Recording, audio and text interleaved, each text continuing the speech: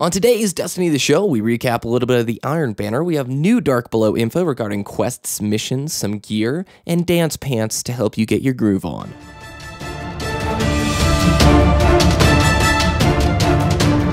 You're listening to Destiny the Show. Welcome, Guardians.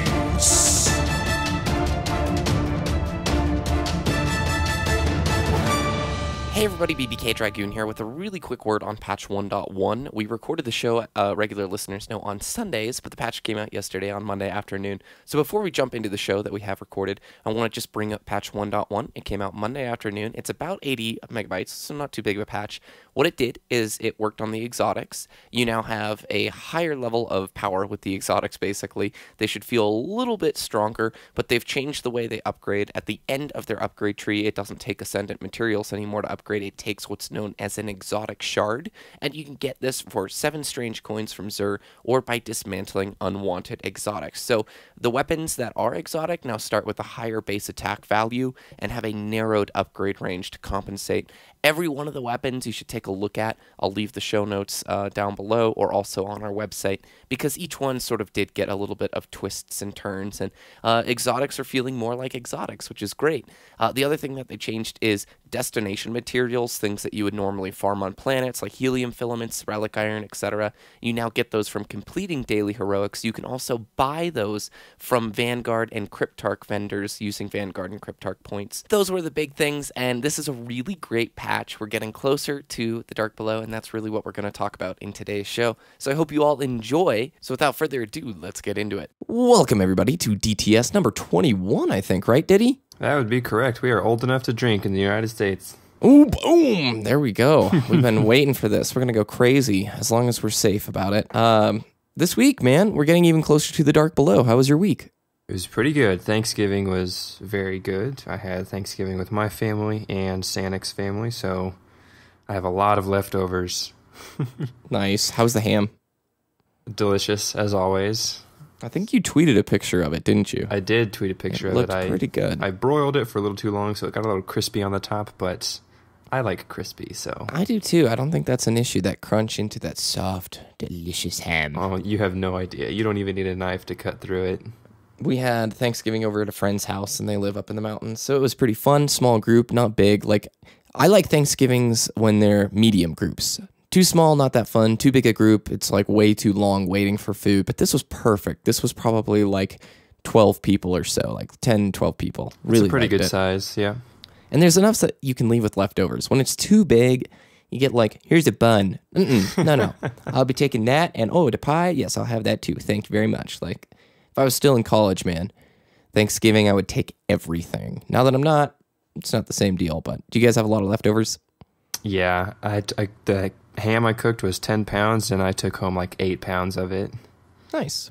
What'd you play this week? No Halo, I'll tell you that. Yeah, you put a ban? Yeah, I'm just going to stop until it's 100%, which is not going to be for a while. I mean... Yeah. The Halo 5 beta is going to run smoother than Halo Master Chief Collection, so... Yeah, well. But I did play a lot of Destiny. We actually played Destiny for the first time together this weekend. I know, it sounds crazy. We've crossed that platform barrier. Finally, and we're looking to do the raid pretty soon. Yeah, shout-outs to Cat Stash and The Assassinator. Thanks for running the strike yesterday and doing some Crucible. We played 3 Crucible matches, and it was painful for the other team. I gotta Seriously, say. It was. Like, I feel like we could run Iron Banner lobbies pretty easily. Other than Destiny, any League? No League this week. Oh my. No, I took a little bit of a break. Are you liking the new Season 5 stuff? I am. I love all the new jungle changes. Last season I was an 80 carry main. Season before that I just everything. And next season I think I'm going to be jungle because... I really like controlling the objectives, and I think, like, my experience with the new jungle so far is I'm the only one on my team keeping track of the objectives, and so I just think I'm going to be a jungle main.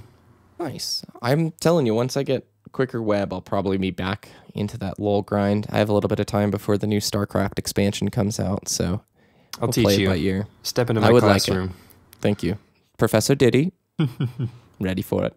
I did suffer through Halo this week. I'm working with a couple of other Halo channels right now to try and get them some tip videos and whatnot. And it's hard, to be honest. It's pretty hard, like, to just get games. It is a lot better than it was a few weeks ago, but at your core, it doesn't really feel that good making tip videos, knowing most of the population is having a really hard time getting games, myself included. So been back to some Destiny and mainly just work. That's been the last few weeks, and it'll be the next few weeks. But Dark Below, man, I am so thrilled. And we've got some news today. It's probably going to be a little bit of a short show, but I'd like to talk about the missions, the quests, and some of the rewards in Dark Below since we got that this week.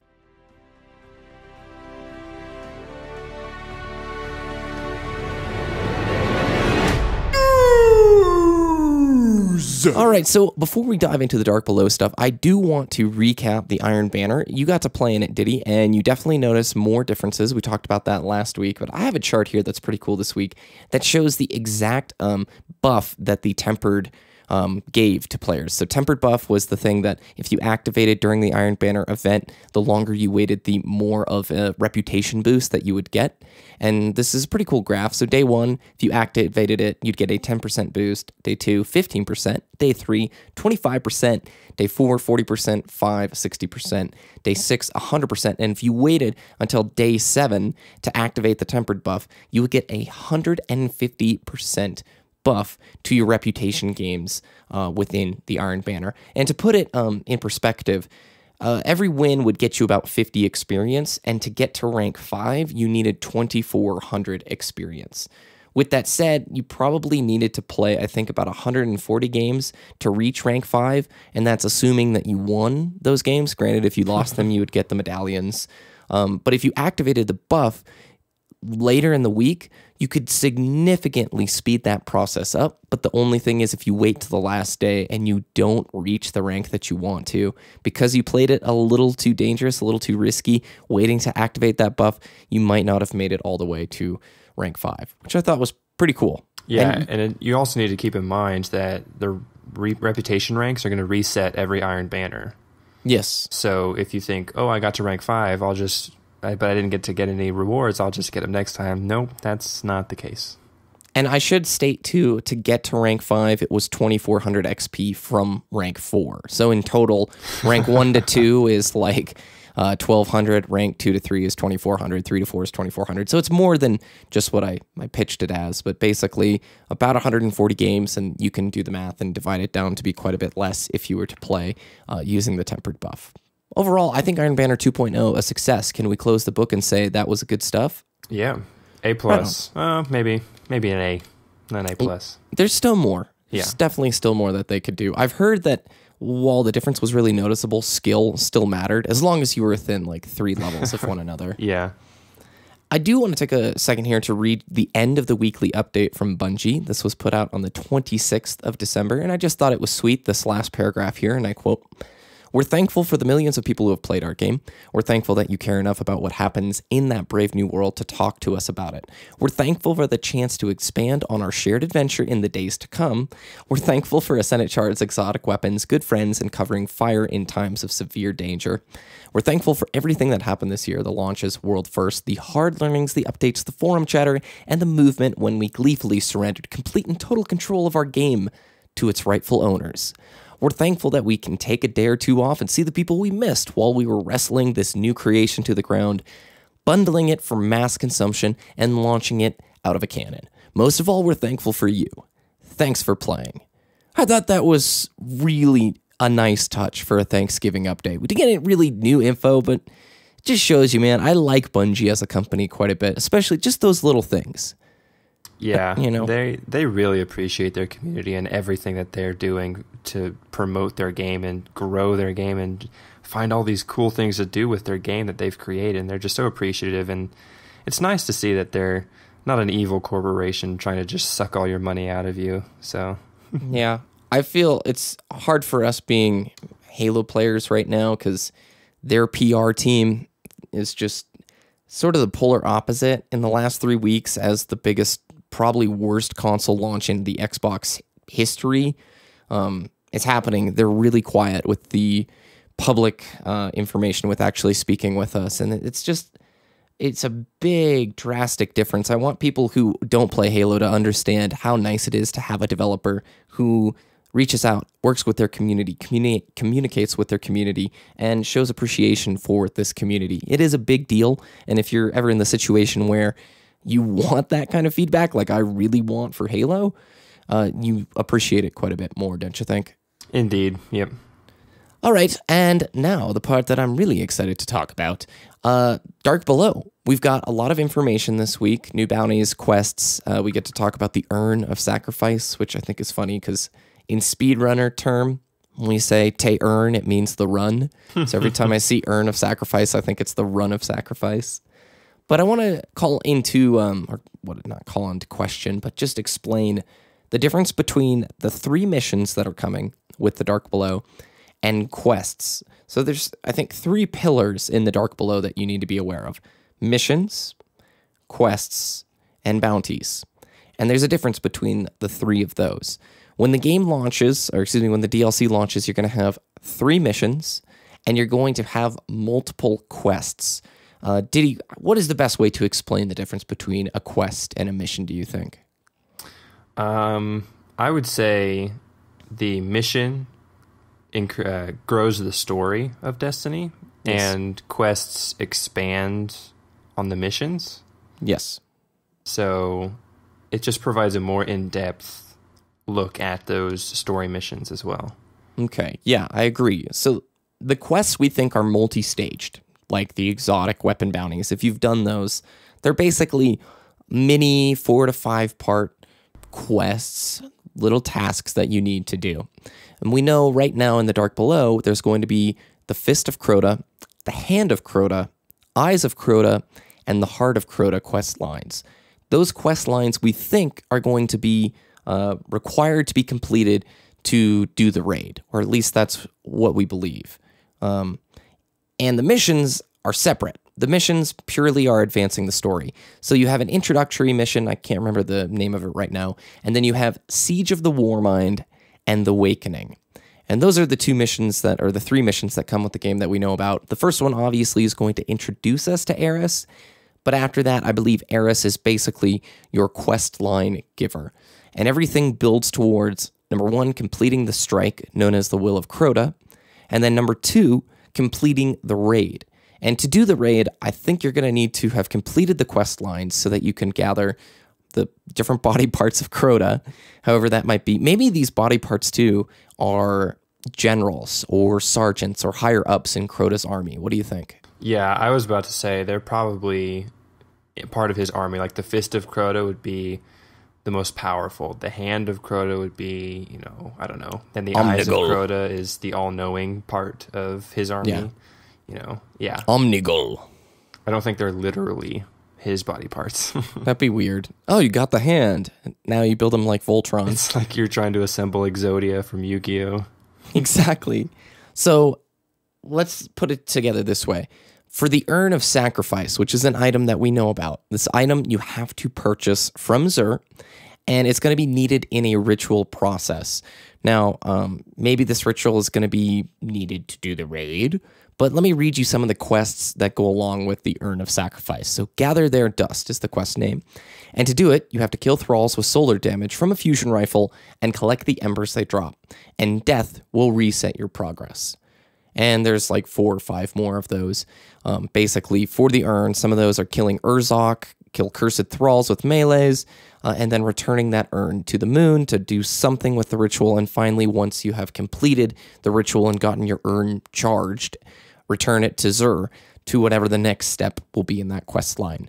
That's an example of the quest lines. There's different ones, obviously, that aren't associated with the urn, but I think you're going to need to do these to complete the raid. Or did you said perhaps a buff for the raid? Yeah, so we know some of the legendaries and exotics, some of those perks for like the weapons and armor help you during the raid. So I'm under the impression that the rewards for doing these quests or story missions or whatever it's those items that will help you during the raid.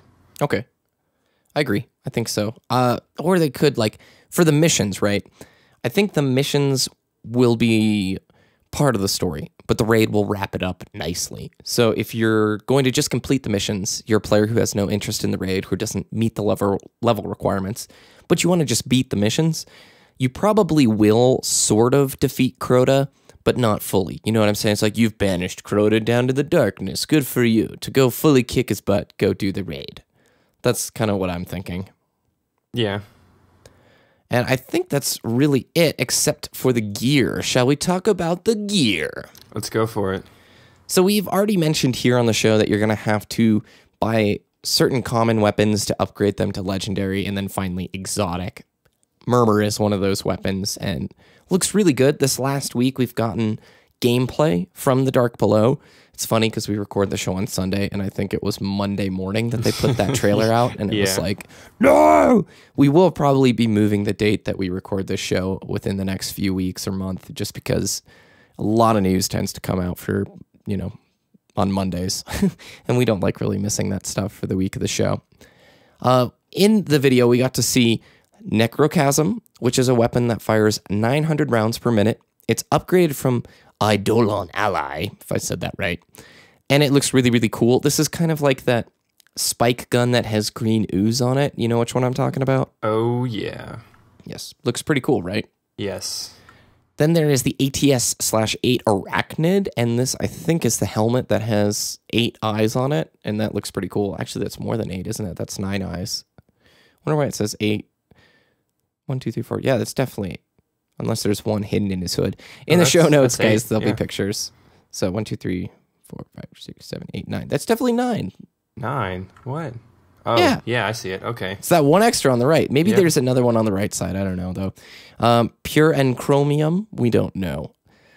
Dragon's Breath. This is the picture that everybody was posting around. This is the rocket launcher that is painted to look like a dragon. It's green. It's got the cool face. And apparently it's the baby of a Sasquatch and a unicorn. And it leaves a solar flare after hitting the target destination. That's pretty cool. And then finally, the reason I put this link here is Radiant Dance Machines. These are leg armor pieces, and get this.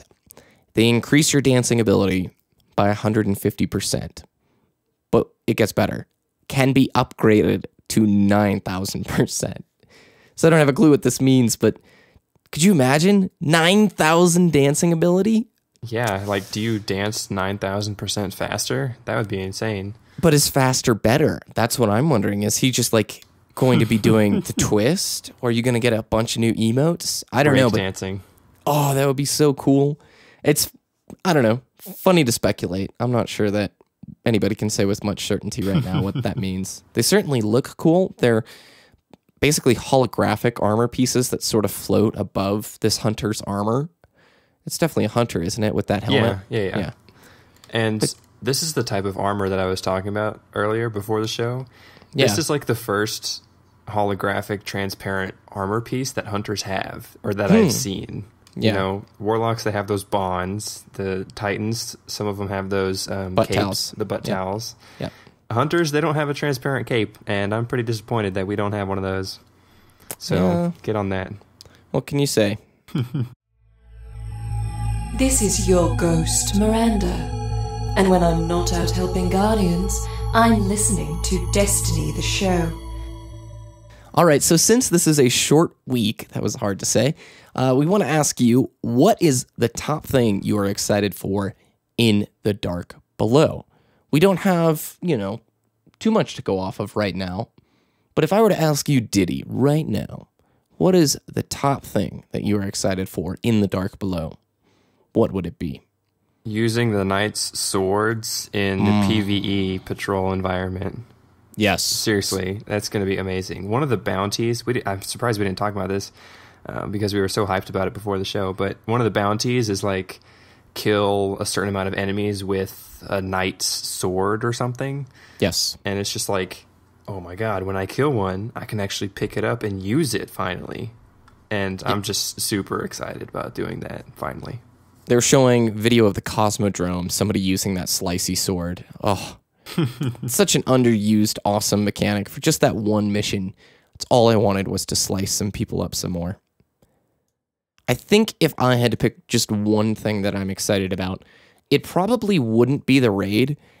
It's actually to see the quests and the missions because they've had experience. This is going to be a big time for Bungie, basically, because you have a lot of on the fence folks who basically, quote unquote, think they beat Destiny. Like they played their 2 weeks, they got to 26 or 27 and called it good and said, I've done everything there is to do in the game, even though they probably haven't. In fact, they definitely haven't. Like, this will be Bungie's chance to communicate with players.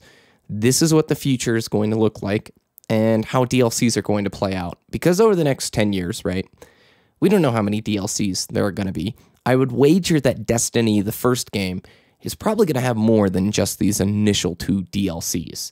And to embark on this new kind of exciting adventure, I'm really looking forward to seeing how they handle it. So for me, it's the quests, it's the missions, and it's to see how much is different, what is new, how have they refined the experience. Because I think the lowest point of Destiny is the mission, like the story mode itself, and I think everything else is the high point. Quests, bounties, we don't have quests right now unless you exclude like exotic quest lines, which those are probably just bounty lines. But bounties and strikes, Crucible, and doing things with others outside of the missions, I think that's the high point.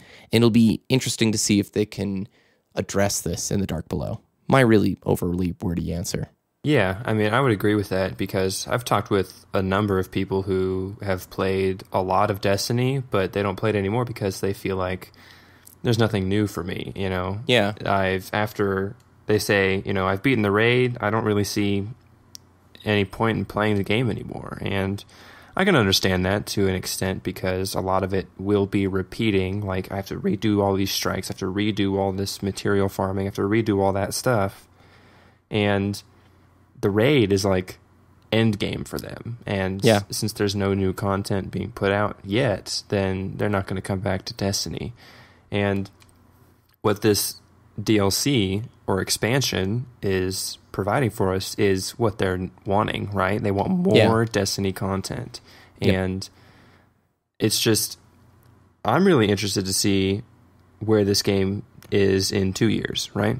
Yeah, me too. Whether they make Destiny 2 or they treat it like World of Warcraft in that the game progression is in the expansions, right? Yeah. And like this Destiny disc that we've already purchased is the only Destiny disc that we need to buy because everything else will be expansions. Yeah. I mean, if they were to get us to do another $60 purchase, it'd have to be an enormous overhaul to warrant another $60, right? It would have to be like a title update. It would have to be the same size as a full new game, but like I've never been a fan of numbers after titles, so like Destiny 2 sounds really dumb to me. It does. But like Destiny, The Dark Below, that's good. It has like, it finally has depth to it. I can, you know, expect to see dark and evil things in that expansion. So I'm really excited just for everything, you know, coming. We're entering like a new era, basically, where we're basically leaving vanilla, entering the Dark Below era, and then we're going to be into the House of Wolves era. And when we look back and we talk about Destiny, you're going to have to refer, well, I was back there in vanilla Destiny, or I was playing in Dark Below, or I started in House of Wolves, you know? Each of these areas is going to be marked by what progression, what significant thing they push forward. For me, I'm just curious to see what it is. I'm really excited to embark on this. I told you the first week of Destiny, I was very, I wouldn't say disappointed, just kind of my expectations weren't met, mainly because I had definitely built a mental model in my head that didn't match what the game was when it was released. But over the last 2 months, and I think this is easily the best FPS game of the year, one of the best games of the year. And it was so controversial when it came out. It remains to be very controversial. You could go into a room of people and probably ask, do you like Destiny? And the people that do overwhelmingly do. And those that don't would just like, no, it's empty, it's stupid, and you just do the same thing. There's not a whole lot of middle ground. It'll be interesting to see if this makes a middle ground. I don't know. Just my thoughts. Yeah, and I'm probably really late to this party, but as you mentioned, the House of Wolves DLC, I just now remembered. So, like, the Dark Below is the Hive expansion, right? Yes. This is everything about it is the Hive, right? And then the House of Wolves, that's going to be the Fallen expansion. Yes. right? So Yes. we need at least 2 more expansions for the Vex and the Cabal. Yep. And, like, you know, that's going to be awesome. I'm maybe late to that party, finally realizing that the House of Wolves refers to a fallen house, and we're going to get more detail about that. And I can't remember when the Queen's Wrath was going around. Do you remember which fallen house we were fighting against? I don't. I really don't, actually. Because there's different... Because if it is the House of Wolves, then that expansion's going to, you know, we're going to see the Queen again in that expansion. So that's theory crafting at its finest, I guess. I want more story about the Queen, because honestly, that's the best part of the storyline was going. It is the coolest area in Destiny. The shore, yeah, art and her fallen, the whole, like, everything about that is the most intriguing to me. Not as much the Rasputin stuff, not as much the Dark Blob stuff, but we'll just have to wait and see. I'm pretty excited. It came from Twitter! So we just have one tweet to read out. Oh my gosh, why is that so hard to say? We just have one tweet this week to read out for you. It's from @TBoneJocks, and he asks, or she, as a solo player, I would love to get your thoughts on Bungie nerfing 3-player strikes, but making solo strikes much harder. Now, Ditty, I'm going to have to actually ask you, what nerf happened to strikes? A few updates ago, Bungie kind of rebalanced the difficulty of strikes. Yes. They thought that in terms of how many players were playing the strike, the difficulty did not Match. It didn't match. Yeah. So, like, it didn't matter if you were playing the strike as a solo player or with 3 people. It was going to be hard regardless. Yep. And I think they just wanted to rebalance the fact that, and they want to refocus their ideal strike, and that's with cooperative play. And they want people to still have a challenge, but not necessarily think that it's a chore. Mm-hmm. And I can't remember exactly what the numbers were on the nerf, but now they just want cooperative strikes to be more fun and not tasking in terms of difficulty. You know, they still want it to present a somewhat of a challenge to players, but they don't want to detract from the fun aspect of it. Yeah, and I think it's a solo, like, making solo strikes much harder. I don't know if it made it significantly harder, but maybe in some regards it did. I could be wrong because, again, I don't do a whole lot of solo strikes outside of, like, Fogoth and maybe the Nexus. I don't bother with the Cabal one. But in general, I think solo strikes should be really hard. Like, it should carry a lot of weight. If you're going to do something that's intended for 3 players by yourself, they absolutely shouldn't be balancing the experience for the person doing the solo strike. They should be balancing the experience for what a strike was built for, 3 people.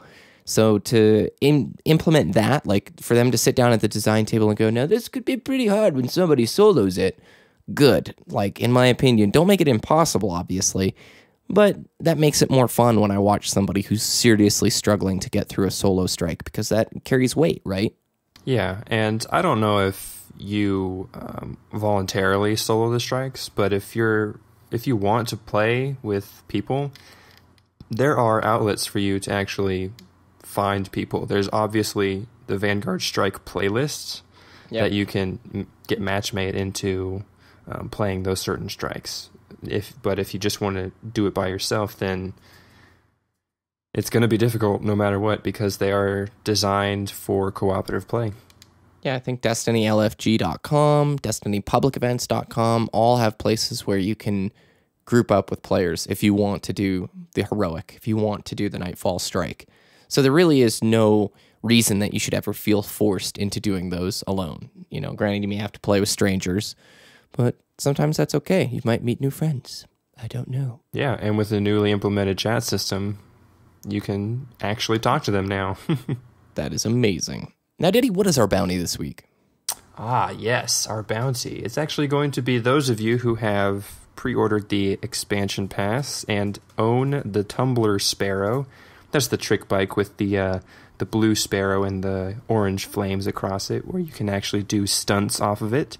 And we want a picture of you doing flips and tricks on your Tumbler Sparrow. It doesn't matter where it is in the world, or in the universe, I should say, or galaxy of Destiny. Do it. Yep, looking forward to it. So where can people find your content, Ditty? Twitch.tv/Ditty_ and Twitter.com or YouTube.com/Wooshness. Awesome. iTunes listeners, you guys always are getting that show first. Want to say a huge thank you to our listener base for sticking with us through what I would consider to be sort of a dry time about the last month and a half. They really have been feeding us more information than I thought they would for the Dark Below DLC. But to just carry the numbers that we have excellent listenership through iTunes, and that's just... it's very appreciated here on this end, and we're hoping to make some improvements to the show within the next month or two to make the experience a little bit better for you all. We like the format as is, short, sweet, news, all that jazz, and we always appreciate constructive criticism. If you want to send that, tweet us at Destiny the Show. Also follow us to know when the new show comes out. You can go to destinytheshow.com for regular posts and updates. Basically, all the links from today's show will be on there. You can follow me at BBK Dragoon. There is the option to join the Destiny the Show clan, even though we're not using it very much right now. The goal is that down the road, the game will actually show the clan within the interface, and that would be superb. And last but not least, you can follow us, twitch.tv, Destiny the Show. And we're going to be hopefully streaming there again when we make those improvements to the show in the next month or two. Other than that, I hope you all have a great day. Looking forward to your tweets, and we'll see you next week.